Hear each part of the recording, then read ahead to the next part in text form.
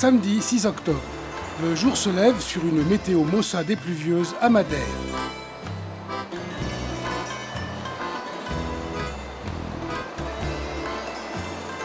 Dans la marina du port de Funchal, les 89 Mini de la Transat sont fin prêts pour le grand départ.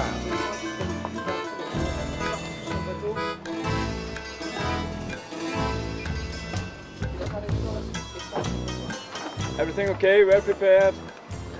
And you have a trick to beat Isabel? A trick? Something special? Good luck for you too. Yeah, thanks. La veille au soir, la journée se terminait par le briefing météo.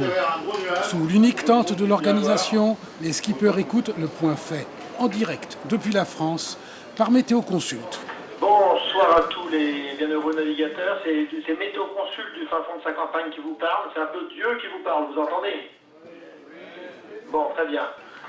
On a été sur la carte du 7 à 12 heures, pardon.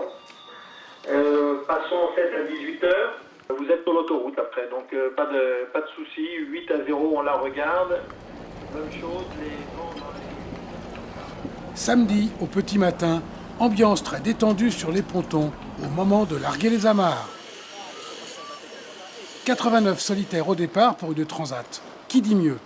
Et pourtant, l'ambiance sur les pontons est très loin de celle que nous pouvons connaître sur d'autres événements très médiatiques.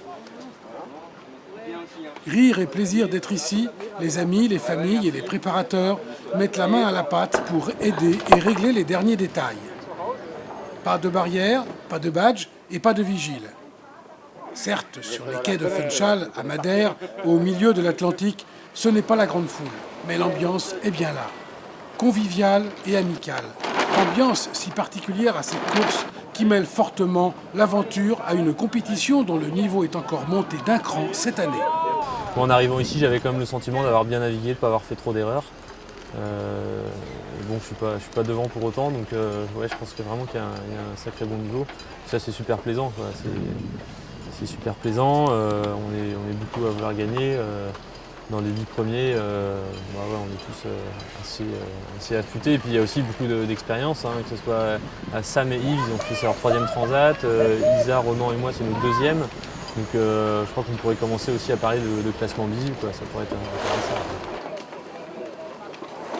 Il y a, sur le plan sportif, la barre est haute. Isabelle, elle a presque 6 heures d'avance sur moi. Sam, un peu moins de 2 heures.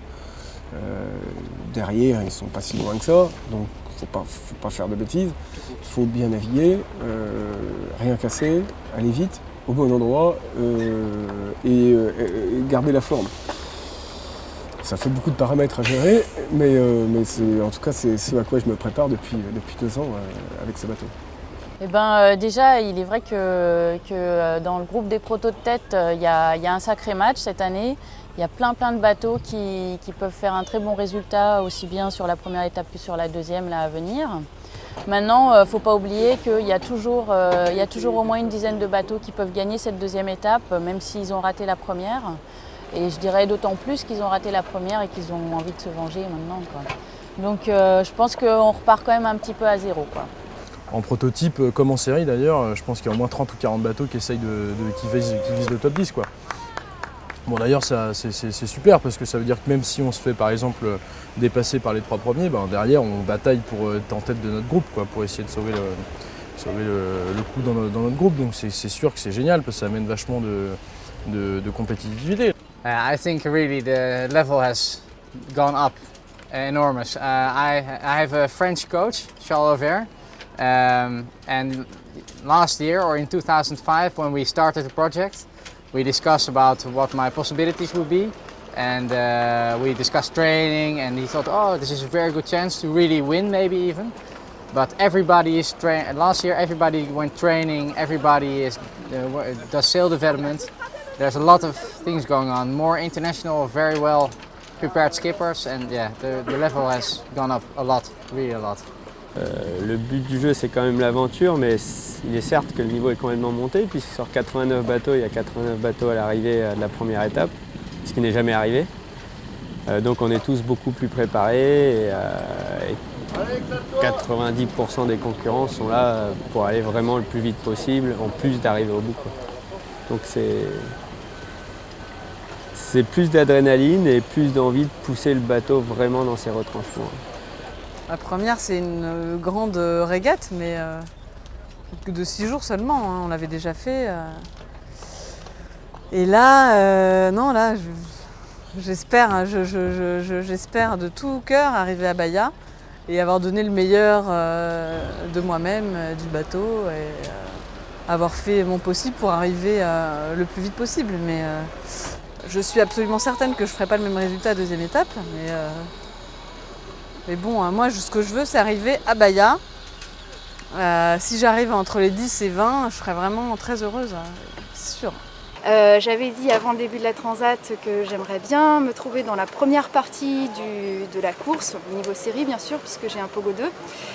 Je reste dans ces objectifs, même si à la première étape j'ai fait 10e et c'était excellent pour moi, et les concurrents juste devant moi n'étaient qu'à 5000, donc ça s'est joué à peu, on peut le dire, et c'est très encourageant pour la suite.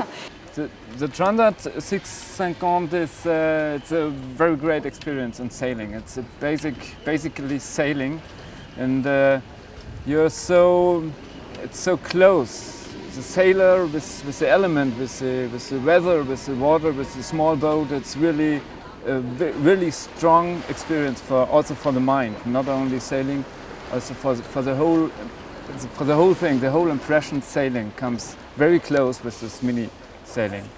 Moi, je fais plutôt partie encore de ceux qui sont là pour l'aventure, mais c'est aussi ça l'attrait qu'on peut avoir sur la Transat 650, c'est que les amateurs qui sont là pour l'aventure côtoient ceux qui sont là pour la gagne et qui sont les futurs grands de la voile de demain, quoi.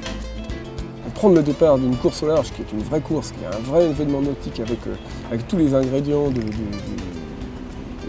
gros événement sportif, ça permet, les gens peuvent prendre le départ et y participer aussi, sachant qu'à la fin, celui qui arrive avec 10 jours de retard au Brésil, on pourra taper dans le même verre de bière en disant je l'ai fait comme toi et t'es pas plus malin que moi et on aura tous les deux gagné.